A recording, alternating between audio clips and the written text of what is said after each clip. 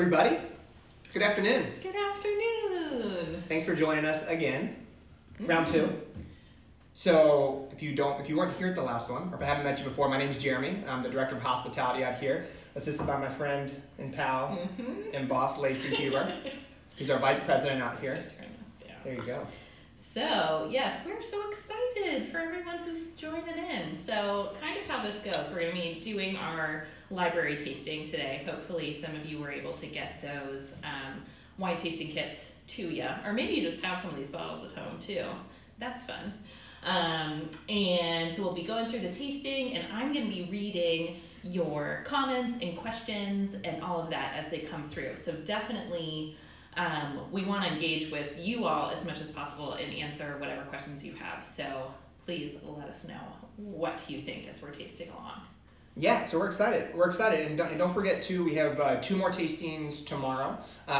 One is going to be at 1 p.m. and that is we're going to be doing an encore tasting of our estate wines, the Estate Flight. And then at 3:30, the brand new release is going to be the Signature Red Flight as well. And that'll be at 3:30. Very excited for that. Again, like Lacey said, call us online, whatever you want to do, whatever's most convenient. And it'll be a lot of fun. We also realized that when we closed out of the last tasting, we didn't save it before we exited out, and so today we will be saving this one, unless it's a disaster, in which case we'll just redo this one again, maybe at 9 p.m. tomorrow, and then we'll save that one. So we'll see whatever's going well. We're learning a lot as we go through this whole new era, but today's a really fun flight. So last flight was the Estate Flight. Today we are tasting our Library Flight, and it's appropriate place for us to be for doing this. We're actually in our wine library.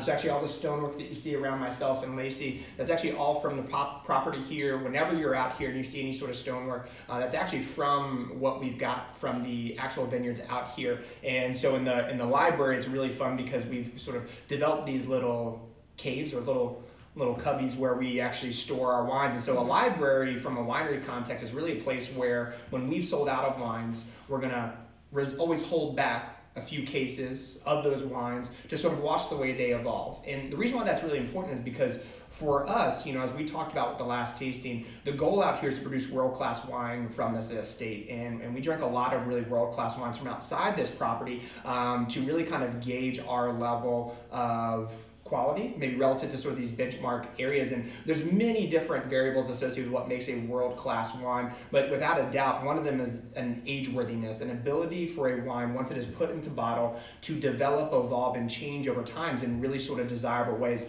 in which you can't really replicate from just a simple grape growing and winemaking standpoint. This gradual, slow oxidation that takes place inside the bottle here is something that we generally, as American consumers, and most of our fans out here, you kind of age your wines about as long as we do, and that's generally probably on the way home from Stone Tower or from the grocery store or whatever. And I think that one of the beauties of sort of modern winemaking today is there's a variety of reasons for why wines now, when they are produced, they're really ready to drink right away. Even those bottles that can age for a very long time are a lot more approachable and drinkable in their youth compared to sort of decades past. And I think that that's a great thing, but it's also a challenge because generally speaking, one of the most rewarding aspects of a very nice bottle of wine is tasting a wine that has changed and evolved over time. And what we always really like too is taking the same wine, having a few bottles of that, and then kind of spacing out your consumption over time. And I think that's really kind of what this flight was meant to sort of show us. And I think that, when we talk about the global world of wine, we think about the billions and billions of bottles that are produced annually. It's really actually only a small percentage of all wine produced that can even improve 12 months beyond bottling. They generally sort of say about 5 to 7% of all wine can do that, but that there's really only about 1% of all wines produced that actually will improve beyond 5 years after being in bottle. And that's a really, really small metric, and that's really the way, both for our Wild Boar label as well as for our estate label, really the focus both in terms of the grape growing process, the winemaking process, the aging, all of that is designed to really produce these really special bottles of wine that, yes, are balanced and they're complex, but they also have this age-worthiness as well. And so we really try to pick out four wines that maybe you all haven't tasted in a while, represent some of our favorite wines as well, and that also represent some of the most scarce bottlings that we have left on property. For instance, with the Wild Boar Chardonnay, we have about 25 cases left of that, about 24 cases left of this Reserve Sauvignon Blanc. Oh, that was close. Oopsies.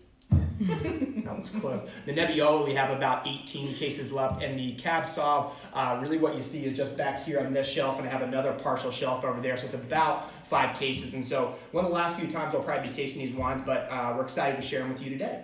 Yeah. All right. So I guess Let's get in there. let's do it. Yeah. Lacey, any good questions so far yet? We do have some good questions. And so the first one that I saw come through was, what is our oldest library wine that we have in here? Ooh, the oldest library wine that we have is right Yeah. up there. It is probably one of my most favorite wines, which I'll probably say like 3 times about 3 different wines today. That's our 2009 Wild Boar Blanc de Blanc. And this was a really special wine that we released just prior. I mean, it was actually really the month that I joined the team in December of 2013, because you all did like a Prohibition party, that was fun. right? Yeah. That was a good time. So that wine is really great. So it's 100% Chardonnay, it's a traditional method sparkling wine. So it's made just like champagne and just brilliant. Coming from the Charlottesville area, it's a really gorgeous wine. And we have 1, 2, 3, 4, 5, 10 bottles left of that. Yeah.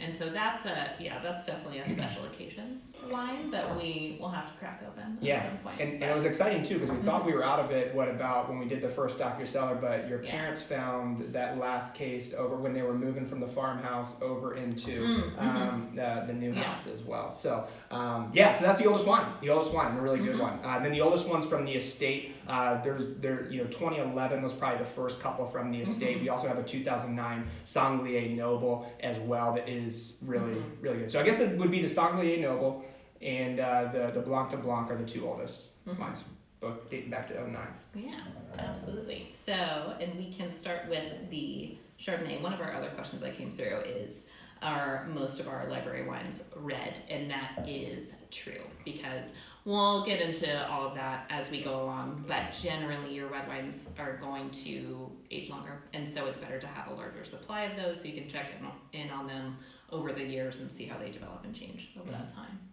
But let's start here. So, first wine, we have our 2018 Wild Boar Chardonnay. So remember, Wild Boar Cellars is going to denote this is a wine that we're making, but we're sourcing the fruit from another grape grower. With this specific wine, we partnered up with a grape vineyard just outside Charlottesville. It's the Mount Juliet Vineyard. For this bottling, they have a variety of different early grape varietals planted to their estate.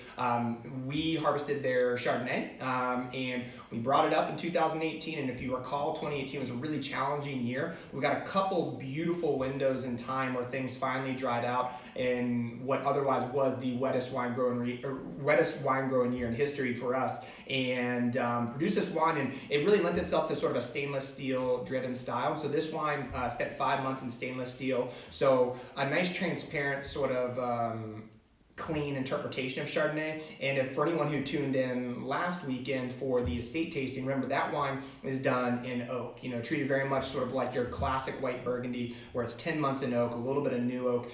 Here the wine is going to be a little bit more crisp, a little bit more lean on the palate, but still evolving in really nice ways. Now generally when you produce a quality Chardonnay and you put it in oak barrels, generally that wine's going to last a little bit longer. We tend to see from the estate Chardonnay, and generally will go sort of 5, 7, maybe even longer than that in terms of years in bottle. But here with the 2018 Chardonnay, I think this wine's really kind of reaching up to its sort of peak here. Yeah, absolutely. So I've always loved this. This was our 6th bottling of the Wild Boar Chardonnay, and this is one of my favorite vintages for sure, because it has such lovely, bright, fresh fruit characters, and and 2018 is not too long ago from now, but I think it'll be fun to see these different bottlings and different vintages coming through on the whites and the reds here. But a great way to start off this flight. Nice crisp crisp wine. And I guess what'll be cool too is that maybe it would be fun to kind of compare and contrast. That's where it's going.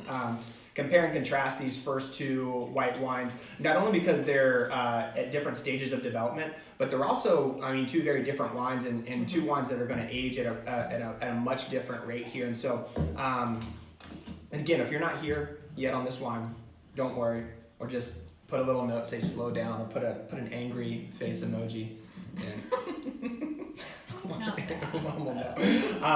But you know, again, this is going to be a fun one. Again, you know, building off of that flight last weekend, we tasted our 2018 Sauvignon Blanc, and at that tasting, we kind of really talked about Sauvignon Blanc in general being a French grape varietal. Has historically kind of fallen into two stylistic camps in terms of quality, and you know, those bottlings from the Loire Valley, they're generally very crisp, very bright, very lean, generally no oak influence on the wine, high acid, not a lot of fruit on the nose, but really, really beautiful mineral driven wines. And our sort of, you know, regular estate Sauvignon Blanc is very much modeled on that style. Well, our reserve bottling really is going to be driven by an equally sort of high quality style from Bordeaux, France. You know, Bordeaux very famous for their red wines, but they produce some of the best, most age-worthy dry wines on the planet, driven by Sauvignon Blanc. And here they treat the grape varietal fundamentally different.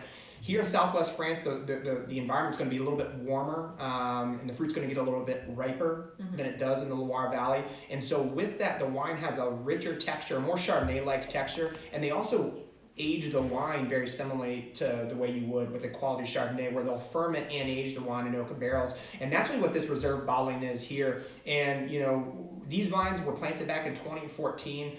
You know, with this wine being a 2016 reserve, this was the very first vintage that we ever got from the vines. And in fact, when we actually harvested this fruit in September of 2016, the vines were only 30 months at that point in time. And you know, when we talk about producing quality wine, vine age is a very important variable in that equation, but it's not the only one. And one of the big reasons why old vines are so prized is because as these vines age and as their root structure gets deeper into the ground, they gradually lose vigor and they begin to produce less clusters. But what they produce, although it's lower quantity, there's greater richness, concentration, and intensity that is in the fruit.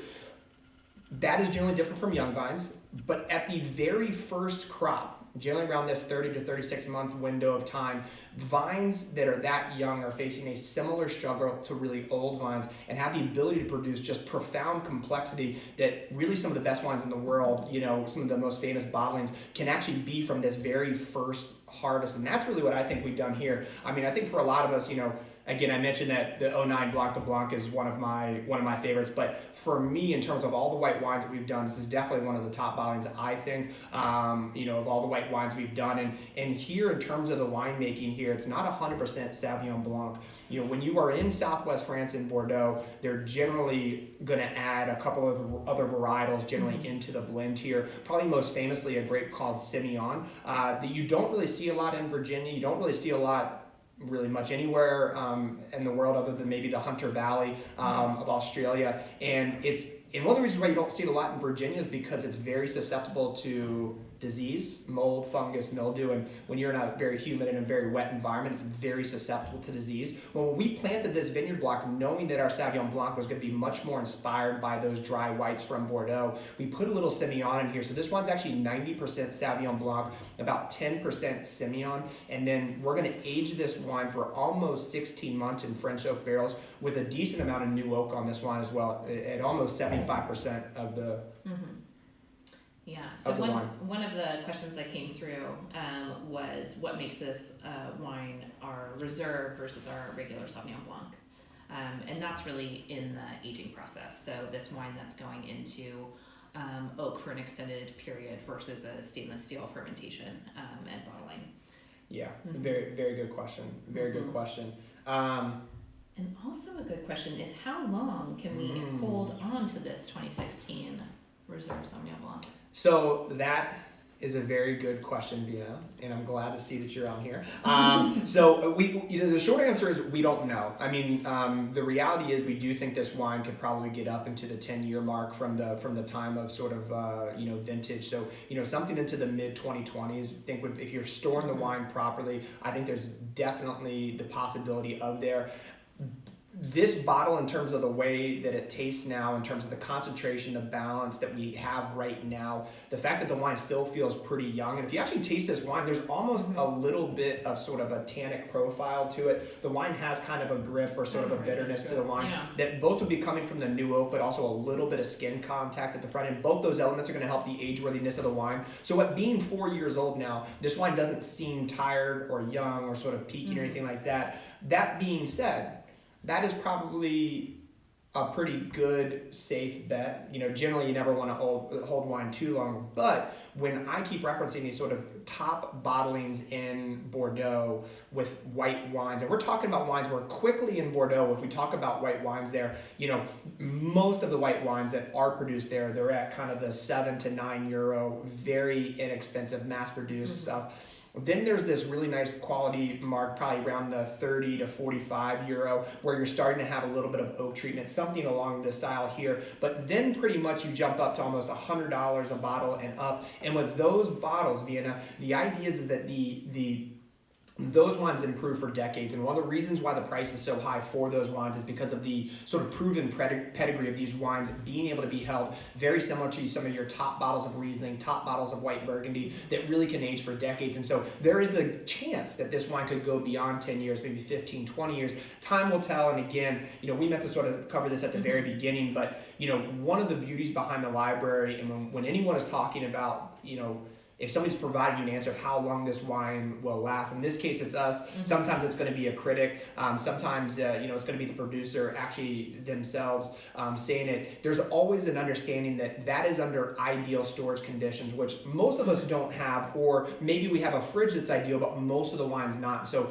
what I always kind of recommend is that, you know, if you are spending, you know, if you have a couple bottles that are truly cherished and you want to drink those sort of in that 1% category, at least 5 years after bottling, you're really going to want to make sure you're achieving those ideal conditions. So that would be 55 degrees and a stable 55 degrees because, you know, you don't want to average 55 degrees because every time that temperature goes up or down, even if it's say below 60 degrees, the wine is contracting and expanding in relation to that temperature change. And as it does that, it's going to pull air in and out. You risk the cork slipping and all of that sort of stuff. A stable temperature at about 55 degrees is very important. No exposure to sort of UV light as well. So in the library here, these are kind of the ones that we're going to be using for tastings like this and show because there is a little bit of light. The real area where we store most of the other library wines is actually completely dark. There's nothing going on. They're also still in the cases as well. And you want about 60 to 70% humidity. No vibrations. I asked him. Sorry. This is fun. It's fun to see all your friends will pop up in there. But yes, you know, and on that same note too is really, you know, to put in a plug too is that we do library re-releases and that type of thing. So, and that's a fun thing, and really why we keep a good portion of, especially our estate red wines and that type of thing held back is because we know we can keep those in ideal conditions and then, you know, re-release them 10 years later or whenever and know that those have been stored perfectly and will be in that great drinking condition when they get right to you. So that's why library releases, why those tend to be more expensive than the wines are initially released at. But additionally, you can always, you know, wine fridges, if you've got like a proper basement cellar type of situation, that works great. Yeah. So like, yeah, my house, I got my little wine fridge that I keep like the stuff that's going to be on that mark. But everything else is just kind of in the basement, you know, because I'll drink it within that 5-year mark. Yeah, so, exactly. Yeah.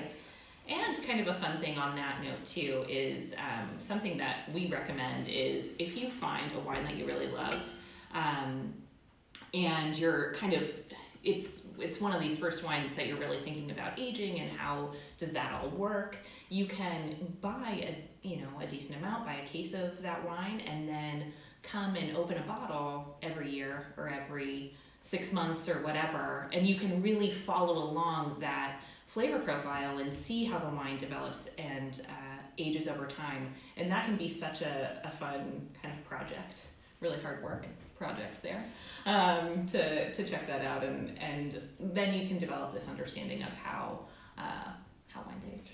It might be, and that might be a useful thing to talk about. I keep on like smelling this wine and tasting this wine in particular because white wines and red wines age for different reasons, and what happens to them changes as well. And so very rarely in the tasting will you sort of hear us specifically talk about specific aromas and flavors in wine for a variety of different reasons.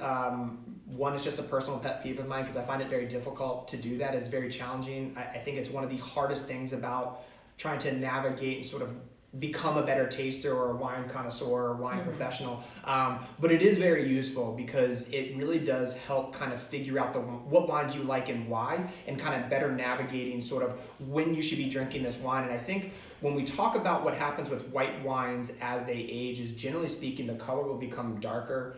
The texture of the wine will kind of become a little bit more viscous and oily, but just like silkier over time.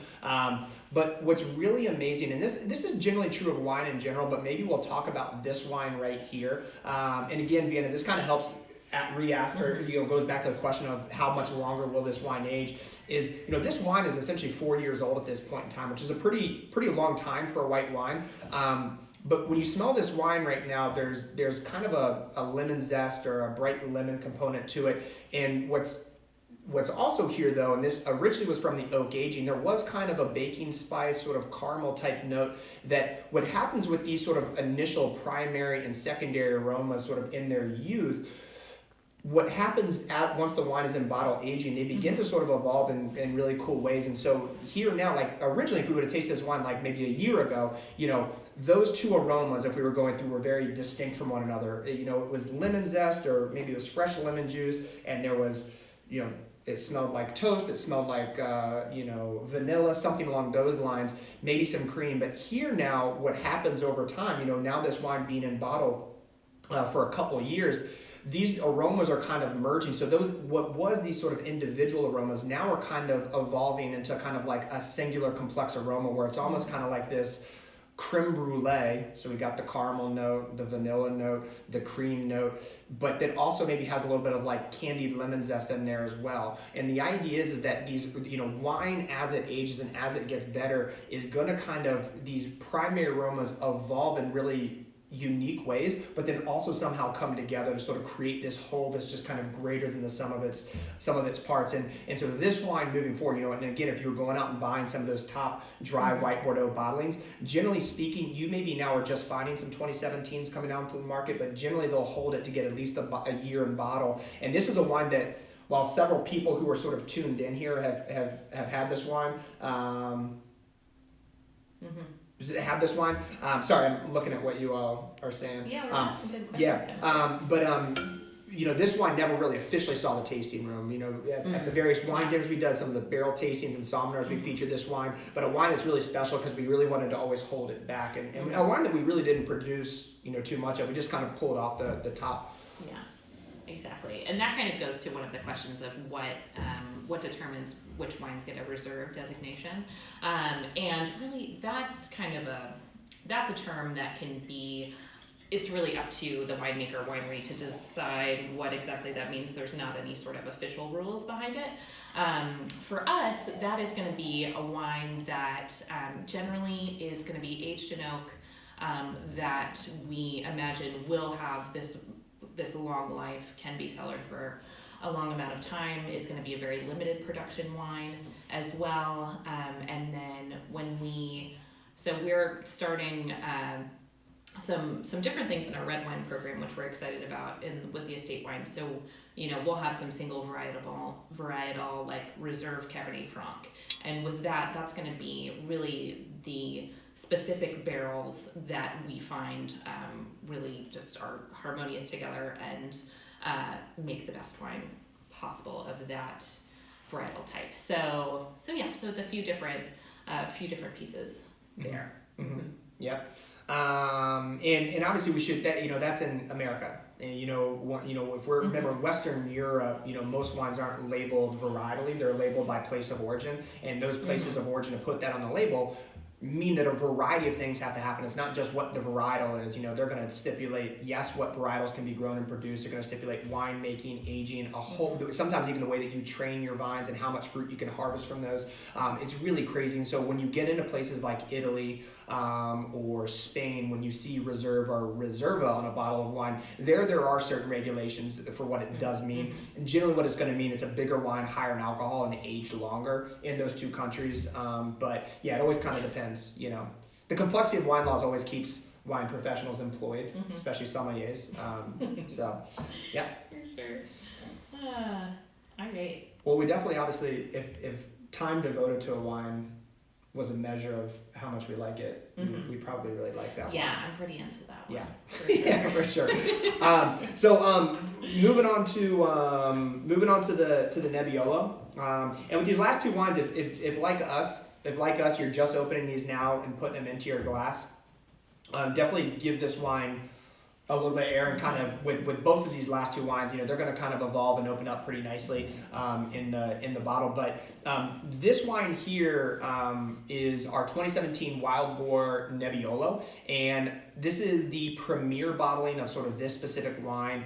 And remember, almost every Wild Boar wine that we do out here, the inspiration is always something that we are doing from the estate, going to be doing from the estate, or we're just super excited about the vineyard or style of wine. But in this case, we actually, you know, Lacey's father, Mike, you know, one of his most favorite styles of wine in the world is a Nebbiolo-based wine from the Piedmonte region of northwest Italy called Barolo. Also very famous appellation next to that's called Barbaresco. And these wines are 100% Nebbiolo. This grape varietal is indigenous to northwest France. They're historically, in the thousands of years that people have been making wine, Nebbiolo has generally only sort of produced a world-class bottling in this region of Italy, which is really amazing. You think about some of these other famous grape varietals like Sauvignon Blanc, Chardonnay, Cabernet, Merlot. Literally world-class examples are produced all throughout the world in all sorts of different hemispheres. But with Nebbiolo, there's really only one area historically, but that's not stopping people from trying. It definitely hasn't stopped us. And we actually have about 3 acres of this varietal planted. This past year, we got our first real harvest from those vines, which we're very excited about. And so when we had our chance in 2017 to get which was a beautiful vintage in Virginia, especially Loudoun County, we partnered up with a really great vineyard here in Loudoun County and harvested their Nebbiolo. And so this wine is 100% Nebbiolo, 100% Loudoun County fruit from a single vineyard site, based on some of the contracts they don't always let you say, but where it comes from. But a very, very great grower, and we harvested it. And this wine spent about 20 months in French oak barrels. About 30% of those barrels were new, so a nice, really long aging. The thing that I love about this wine, if you're at home and you kind of have a white-ish background, Nebbiolo is one of these wines that's very deceptive when you look at it. You know, if you're a red wine lover, you generally like a red that you can't see through. So like with my notebook here, you know, I don't want to be able to see the writing that's there. So you think about Cabernet Sauvignon, Merlot, they're generally going to Shiraz, Syrah, they're going to do this as well. Because generally that's correlated to the weight or body of wine. You're going to expect to taste something and smell something very flavorful, concentrated. This wine, when you look at it, looks a little bit more like maybe a light to medium bodied wine because it's a little bit more pale color, kind of like a Pinot Noir or Gamay. But the looks can be deceiving when it comes to Nebbiolo. Nebbiolo produces some of the most concentrated, most age-worthy, biggest wines there are. And so that color is not necessarily indicative of sort of the weight and body of the wine. And Nebbiolo is the great sort of exception to that general rule. And remember, color in wine is really going to be due to the winemaking and the varietals that are used. And so one of the major reasons why Cabernet Sauvignon and Merlot produce these darker, inkier wines is that when we make red wine, we leave the clear juice. So with these two grapes, Nebbiolo, Cabernet, Merlot, Pinot Noir, if we actually sort of dissected that grape out there, the flesh and juice is actually clear, but we actually make it red by leaving that clear juice in contact with the skins, which contain these sort of various red, purple, and blue like color pigments, and then we extract that over time. So as fermentation is going on, as the alcohol and heat of fermentation allow for us to sort of extract those colors, well, if there are more color molecules in Cabernet Sauvignon in the skins relative to Nebbiolo, which is a true statement, then generally speaking, even if you control for everything else, you're going to have a lighter colored wine, but you can still have a pretty robust wine as well. And so here with the Nebbiolo, you have a beautiful color here, but a little bit lighter. And then, you know, when you smell the wine, What's cool about Nebbiolo, it kind of smells Italian, which is pretty nice. We always when somebody referenced blind tasting earlier, and we've done a couple blind tasting Salminars out here. I always kind of, if I feel like it's an Italian wine, like my mouth starts watering and I want food immediately. And for this wine, it kind of does that. And the thing I love about Nebbiolo, it's not an overtly fruity wine, meaning that when you stick your nose in the glass, it doesn't smell like blackberries, blueberries, things like that. Maybe some of those aromas are there, but they're not the dominant characteristic. Here, when you smell this wine, just like you would a classic Nebbiolo from Piemonte, the wine is incredibly floral, smells like roses. There's lots of savory dried herbs here. The wine just kind of makes you want some good food with it. And I just love that about Nebbiolo. The wine has brilliant acidity, and one of the reasons, and Lacey, you kind of, I don't know if you want to cut me off, but the idea is like you mentioned before this idea of what happens to wine as it ages and how a wine can age. Nebbiolo kind of checks a lot of the boxes, just like Cabernet Sauvignon, in terms of why a red can age for maybe 5 years or more in bottle. Yeah, because that beautiful acidity, great structure to it, all of those things. And kind of going along the savory herbs type of thing, one of my favorite sayings when it goes for pairings is what grows together goes together. So like this wine is obviously going to be beautiful with Italian foods because it is an Italian kind of wine. But yes. Yes, Lori, you are correct. They often sort of refer, say that, Nebbiolo is the wine of kings and the king of wines for sure. That's definitely true. That's well said. Absolutely. We actually, I know why that's written there, but that's what we would train one of our tasting room associates to know if we had a spec sheet that kind of stated something along those lines. So, absolutely. Yeah, so really cool wine. If you ever are sort of looking to find sort of Nebbiolo, and the last thing I'll sort of add on this wine, obviously, we talked about that it's an Italian varietal, arguably the most famous Italian varietal. Although Sangiovese may be a little bit more popular of a varietal to sort of the mass consumer, among sort of cult winos, right? Nebbiolo is probably the top varietal of that country. We talked about sort of why we have this wine, the inspiration, but I think the third thing is why could Virginia do a Nebbiolo-based wine? Why is Nebbiolo even planted here at all? We are sort of just at the cusp of sort of producing truly world-class bottlings here, and I think there's a couple things to remember. Virginia, with this 400-year history of growing grapes and making wine, one of the most important forefathers of sort of the modern Virginia wine industry would be one of our former presidents, Thomas Jefferson, and when he was serving as ambassador to France in terms of his career for this country, he traveled extensively in both France and Italy in terms of the wine producing regions that they went to, and he fell in love with not just Italy but specifically Piemonte. And when he got back to his Monticello estate after this, he pretty much tried exhaustively to sort of replicate the quality of wines that he found there in both France and Italy. And in this endeavor, because he failed miserably in many senses, but he was a great documenter of his sort of successes and many failures. But he enlisted at the time one of the most world-renowned viticulturists at that time, and it was an Italian gentleman who, and what they did, over the course of this time period, they tried over like 230 different varietals, trying to plant the right varietals here. And so this is kind of the sort of one of the first initial sort of importation of sort of Italian varietals to the state of Virginia. But really, when we talk about this modern Virginia wine industry sort of beginning in the early 80s and specifically 1980, and still to this day, one of the most important and most successful and best producers in the state is Barboursville Vineyards. And Luke over there has done a phenomenal job producing some of the state's best bottles, being resources to so many different people in the state, that they are a project that was started and still to this day owned by an Italian winemaking family, the Zonin family. And so naturally, throughout their history, they've done a great job sort of pioneering and trying out various Italian varietals here, because there are some sort of broad level similarities between Piemonte, Italy, and here. There's some differences as well, but at least it kind of on paper meant that they could do some cool stuff. So not only do they do some great work with Sangiovese as well as Vermentino, Vermentino being a white grape, but they produce a really exceptional Nebbiolo as well. Bro Vineyards up the road from us, a benchmark for Loudoun County wine. They produce an incredibly age-worthy Nebbiolo as well. And so we're really excited to throw this Nebbiolo up against those, but then also see what our estate one does too. So I hope y'all enjoy this wine. It's definitely a fun wine for sure. Absolutely.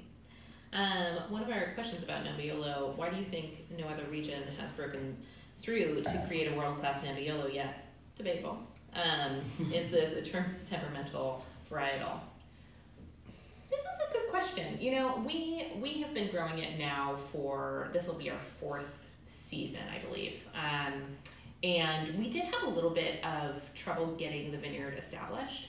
It has been a little bit more finicky than some of our other red varietals, but I mean, I kind of think it's more of a marketing problem outside of Italy versus an actual quality problem would be my thought, because it's one of those things where I think, you know, many folks are not so familiar with it, especially since those Italian varietals are under their area designation names, so Barolo, Barbaresco, that type of thing, versus the varietal name Nebbiolo, that maybe it's just lesser known. And that's a good point. And also, like, there's some really amazing books. I think you're probably right.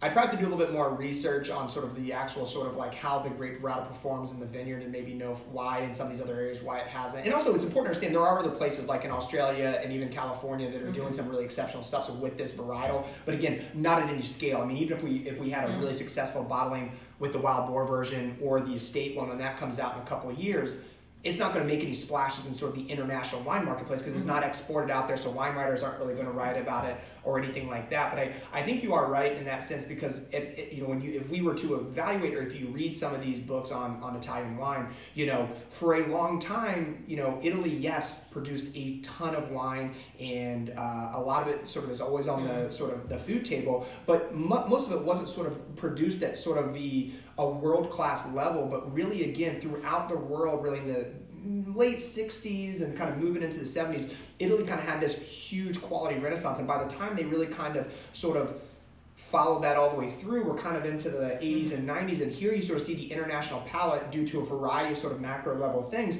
really shift to sort of a more opulent, fruitier, richer style with, you know, the presence of new oak. Generally, Nebbiolo isn't produced. You know, a lot of traditionalists would argue that Nebbiolo, you know, so from this marketing standpoint, right, there wasn't necessarily a market there for this style of wine, because this is a much more earthy, finesse, elegant driven wine that doesn't necessarily have sort of the same sort of fruitiness or sort of, you know, hedonistic appeal of some of these other warm climate, you know, regions like Napa and Australia, stuff like that. Absolutely. But good point. Which that is a pretty It's a good really good question. segue into this last wine that we have here, actually talking about, you know, these bigger wines. It smells pretty delicious. And a fun note too, this is, you know, going way back to when we were talking about color. If you do have some, well, I don't know how you're doing it. Maybe you're pouring one right after each other into the glass, and that works great. But if you do have 2 glasses out and you have a little Nebbiolo and a little of this Cabernet Sauvignon, it's fun to look at the colors next to each other, because they're so different. But, no, they definitely are. And again, I mean, so generally as well with red wine as it ages, generally speaking, the color's going to get lighter over time. And so that's one of the things that's going to happen. And the other thing too is that, you know, oftentimes when you kind of, again, tilt the glass away from you at like a 45-degree angle, when we're talking about the color getting lighter, we're generally talking about the color in the center of the glass. Okay, so this would be sort of, what is the color of the wine? What's the intensity of the color? Over time, that will get lighter. Well, here you still see, relative to that Nebbiolo, again, because of the winemaking and because of Cabernet Sauvignon having a sort of higher content of those color molecules in the grape skins, it's deeper there. But the other important thing when we start looking at wine in general, but especially if we were in a blind tasting format, trying to decipher how old is the wine, or also how, you know, is this wine going to continue to age, it would be to look at the rim variation, which is defined as looking at the center of the glass, the color that you see there, how much is that changing as you get to the rim. And generally a wine that is older is not just going to get lighter in the center, it's going to have greater rim variation. The color in the center is going to vary a lot more, and specifically the color that's at the rim is going to be indicative of maybe the age or where it is in its sort of gradual slow decay into oxidation. That generally, like a wine like this, it starts off with sort of a bright magenta, maybe a bright ruby color. Well, that's going to gradually fade to maybe sort of a pinkish, sort of blood orange and then orange, and it's going to go to, you know, or it'll go to brick red like a garnet, and then kind of an orangey color, and then ultimately it's going to turn brown, and that's when you kind of know it's dead in the water. Well, sometimes depends on the style of give wine. it a sip. You might still You never like know. it. You never know. But you can kind of start to see. You can definitely start to see that here. And you definitely start to see that here with this wine. But again, no real color of like orange here. It's just kind of getting into like that brick red stage. So this wine definitely still has a life ahead of it. So those last 5 cases we'll have to be pretty patient about as we sort of, you know, try to see how long we can make this wine last here. But yeah, you know, this wine, again, Cabernet Sauvignon is a superstar out here in the property. It's really used to kind of produce our flagship wine, the Hogback Mountain. And so, you know, really, you know, 2015 kind of was this great opportunity where we had a great vineyard source, actually out on the West Coast, largely working with a producer in Alexander Valley within Sonoma. There's a little bit of fruit coming from Napa Valley, sort of in the Rutherford bench there going into this wine. So this wine, we sourced the fruit there, so this is generally a little bit bigger and more opulent than what you would normally find in maybe Virginia, but not always. I mean, again, I think that, you know, California is not a monolithic entity. They're not all these big, opulent, fruity, over-the-top wines. I think this is just a beautiful expression about everything I love about West Coast red wines. This wine has just a hedonistic fruit appeal when you smell this wine, but the wine's super elegant and balanced on the palate. You know, it's not, you know, generally sometimes those styles are criticized because they lack acidity, they lack freshness, they're almost too big to pair with food, and then generally the wines are just overly alcoholic, and the oak aromas, and again, like we sort of talked about the last tasting, you know, when oak dominates the wine or you can really notice it, generally speaking, it's kind of like over salting a dish when you can finally taste the salt, you know, and just a subtle deft hand with that is very important. I think, you know, here at this wine, we did it, and, you know, a wine that's 5 years old now. Yeah. Absolutely. No, it has, just a really lovely richness to it. As I'm like sitting here on this very cushy leather chair, it really feels like a right wine to be drinking on a kind of rainy day, all of those things. Yeah, and I see we have several of our sort of Salmonar and barrel tasting loyalists in this group. We appreciate y'all tuning in. It's nice to finally sit down. I know it's always really hard to get you all out of here after 2 hours and like 10 glasses of wine. It's really nice down here. Yeah, absolutely. No, and that's something that we were talking about as before we came down here, is that it's a little weird here on a Saturday to be sitting in this beautiful room and just kind of hanging out with you virtually without other people here. And because, you know, most Saturdays at 3:30 this room is being used for, you know, our estate tastings with guests here and our library tastings and whatnot. So definitely, you know, keep marking your calendars for later this summer, fall. We would love for you to be in these seats, but for now, this is pretty fun too. Yeah. It's okay. Yeah, that's true. That's true. Eric, I 100% agree with you. I think we picked the perfect Pacific Northwest day to kind of conclude on this Cabernet. I'm 100% with you. Just like this wine is just a warmer. It's just, you could drink it on its own and just kind of enjoy this as like the last wine of the day, you know? So if you still have stuff left in the bottles, right, you kind of progressively work through, and then finally, when you're ready for that, when you're just about out of wine, you're like, I'm going to this cab now. But you, Eric, you might have the full bottle open. I don't know. That's what you're doing. We had some questions earlier too that I can bring us back to. So, question on, and this is a good one that I actually don't really know the answer to, is how long can a sparkling wine be aged?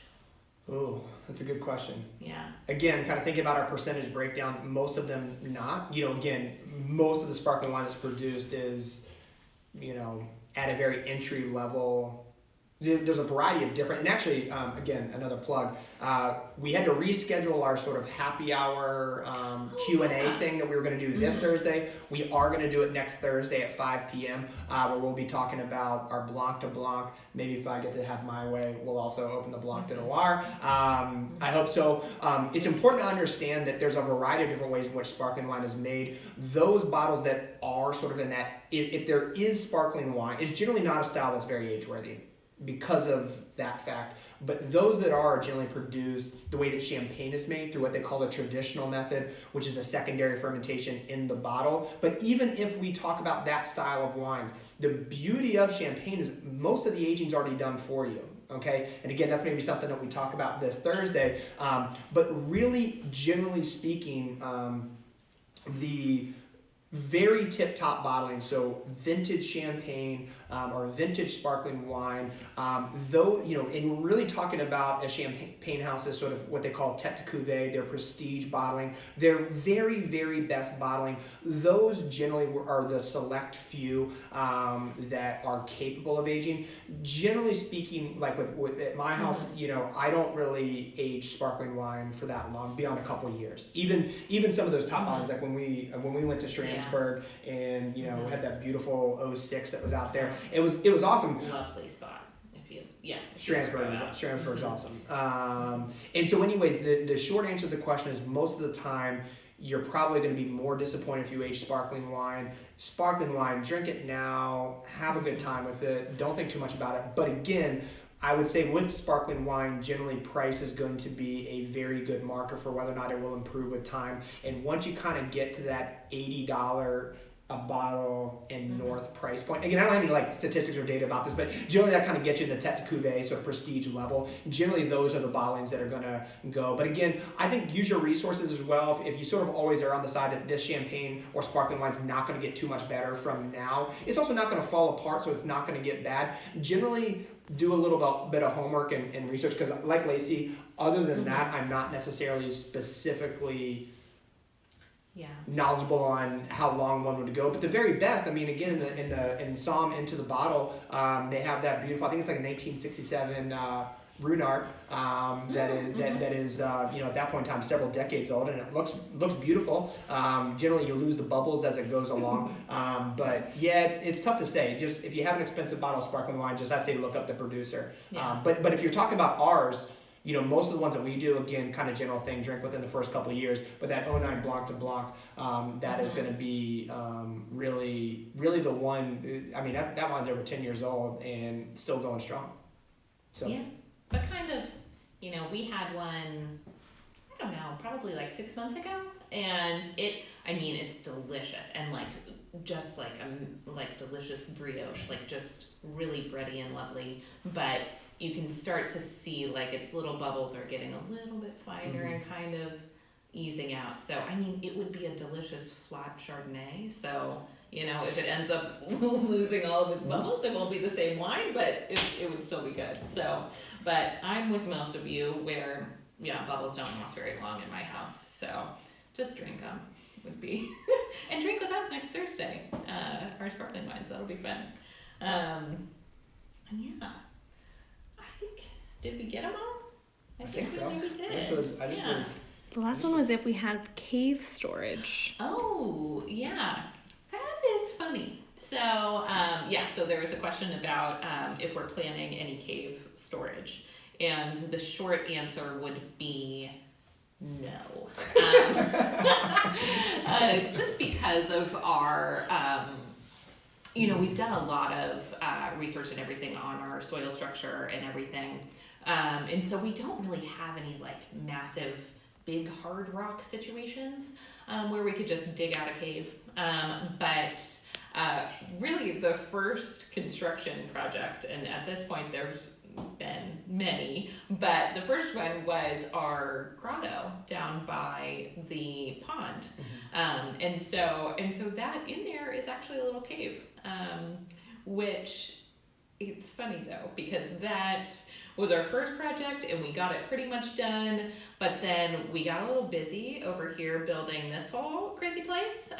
So we really got to like trick it out and kind of finalize it and make it a cool spot to go and visit and age some wine in. So yeah, well, and currently we are actually creating a Solera, or sort of a balsamic style vinegar production down there, which is really exciting. Which I'm very excited to see how that. Yeah, so we don't have any wine caves. We have a vinegar cave. Yeah. Pretty much. That's right. But yeah. Well, yeah, I mean, look, I appreciate, I mean, definitely if you all have any other questions, I mean, ask them now, but I mean, thank you all so much. I mean, the amount of support that you all have given us, especially everyone who's sort of tuning in right now, thank you so much. You keep us going through this very challenging time. Hopefully we are doing the same by, putting some wine in your household and hopefully getting you to forget about stuff for about 50 or 60 minutes in terms of all the craziness. But we really hope everyone's staying safe out there and healthy and all of that. And again, we're having a lot of fun with these tastings, and let us know what wines you'd like to see. We kind of have an idea, some ideas of what we're going to be doing here moving forward. At least one new one a week is what we're going to do. And remember, if you haven't done either the estate tasting or the signature red one, we'll be redoing both of those. We're redoing the estate one tomorrow, but then also the signature signature as well. And with all of these wines, and especially the library wines in particular, I'd be remiss if I didn't say, at least for right now, through the next couple of days, these wines will still be available for purchase. And as I mentioned, you got about 5 cases of that left, and then pretty much around 20 cases left of these other 3. And we have the special kit if you like those on there, and a variety of other cool sort of COVID-19 various deals on the website. We're actually, most of the time, not that we could sort of forget about the website, but most of the time we were so busy with all of you being out here at the property, we were always really preoccupied with that. But now with all this free time, we kind of realize that most of you all are kind of, if you're looking to enjoy Stone Tower, you get on the website first. So stay posted. We're working on all of that stuff. But there's a lot of cool deals and packages on there. But if there's anything that's not there that you want to see, give us a call. We have a lot of time to talk to you. All right. Well, thank you all so much, and have a nice afternoon. Yeah. Drink some more wine. Yeah, Sounds good. that's right. That's right. Take care, guys. This is good. I haven't had this It's really in good. a long time. Yeah. Yeah. I'm just awesome on the palate. Yeah. Yeah, we had like about a half glass, maybe a glass left when we were doing the bottlings the other day. And I took it home. It was just so delicious. Yeah. It's really good. Yeah. Yeah.